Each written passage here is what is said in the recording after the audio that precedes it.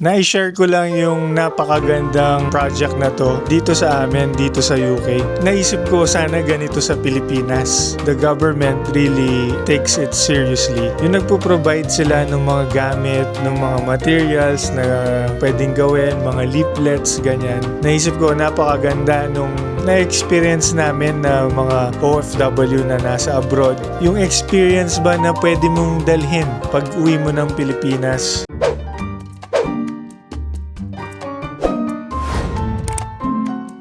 Gusto ko lang ipakita sa inyo kung gaano kaganda dito sa UK. Kasi pagdating namin kanina ay may nakita kami ng mga lalagyan.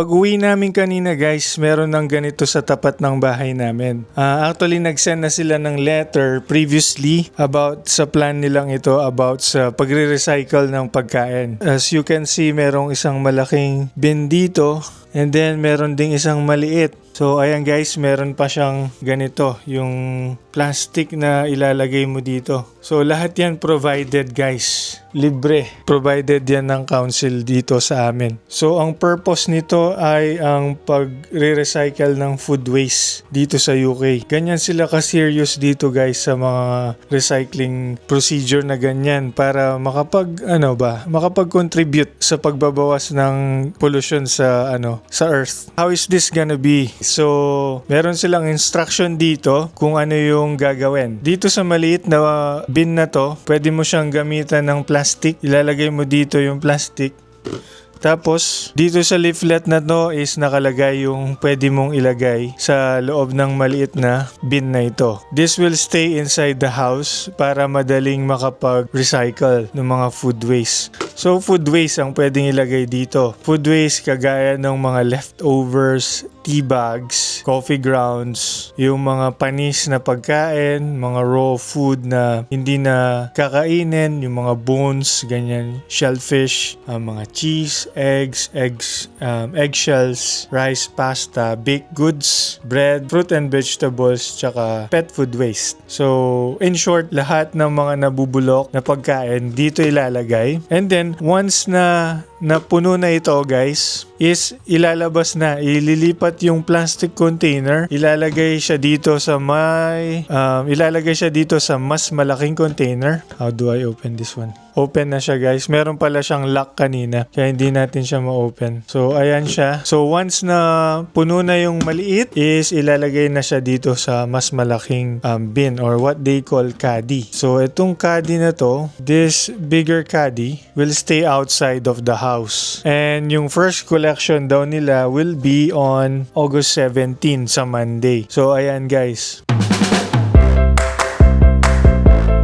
So ito guys, nilagyan ko na ng tag yung aming bin. Ilalabas ko na to. So ito guys, ilalabas ko na siya sa labas. Tapos itong maliit na to, may iwan dito sa loob ng bahay. So once that is filled up, ililipat natin yung food waste dito sa malaking caddy.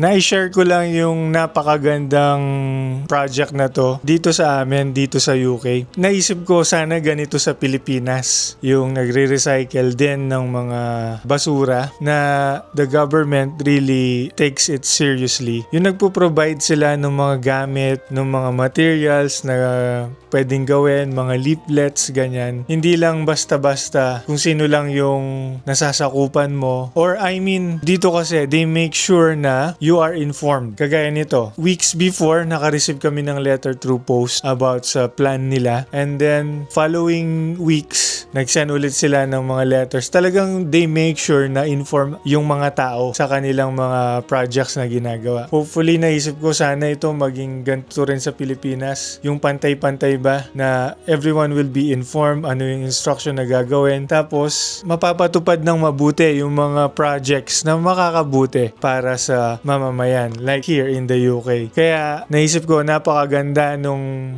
na-experience namin na mga OFW na nasa abroad. Yung experience ba na pwede mong dalhin pag uwi mo ng Pilipinas or pag uwi mo kung saan ka man uuwi na bansa. Yung mga magagandang bagay na natutunan mo o nalaman mo sa ibang bansa, iuwi mo sa Pilipinas. Yung mga ganun bang bagay. Very proud lang ako dito sa UK kasi napakaganda nung system nila. Hopefully sana ganito rin tayo sa Pilipinas. Yung namamanage nating maayos yung basura. At the same time, nakakatulong tayo sa ating environment. Lalong-lalo na ngayon, tag-ulan na naman sa Pilipinas and uso na naman yung baha. Dulot ng pagbara ng mga hindi na bubulok na basura sa mga kanal and nagkukos ng flooding. Yan, ayan na naman tayo. Nabanggit ko na naman yung flooding. Flood control projects na naman yung nasa isip ko. Ay nako, nakaka-stress. Ayoko nang pag-usapan, guys. I just pray na maging maayos ang Pilipinas. And hopefully okay kayong lahat, guys, na nandyan sa atin, sa bansa natin sa Pilipinas. Sana okay kayo. Yan, I just shared a beautiful project dito sa UK, dito sa lugar namin. See, yung makikita mo yung tax na binabayad mo is talaga ginagamit nila sa pagpapaayos ng lugar, pag-maintain ng place. Nararamdaman ng mga tao yung binabayad nila. Imagine hindi ako taga dito, hindi ako lokal dito, but I pay my taxes. And I'm happy kasi I feel na nagagamit ng tama yung aming mga binabayad. Yun lang, guys. Hopefully may natutunan tayo dito sa video na to na pwede nating i-apply sa ating mga simple lives dyan sa atin sa Pilipinas at kung nasaan ka mang lugar. Yeah, you can do recycling kahit naman nasa ka lang, sa bahay ka lang. Pwede kang gumawa ng mga compost pit. Ayan, yung mga pagsisegregate ng basura nyo sa bahay para mas madaling ma-segregate yan sa garbage collection. At ang pagre-recycle na rin, of course, para mabawasan yung basura at makatulong sa ating environment. So, yun lang, guys. Hopefully na-enjoy nyo yung video na to. Naging informative ito. I know sa iba this is not news anymore. Pero yan, I just wanna share ang good things na pwede natin gawin in our own special and simple ways. Hanggang sa ating next video. Bye bye, guys.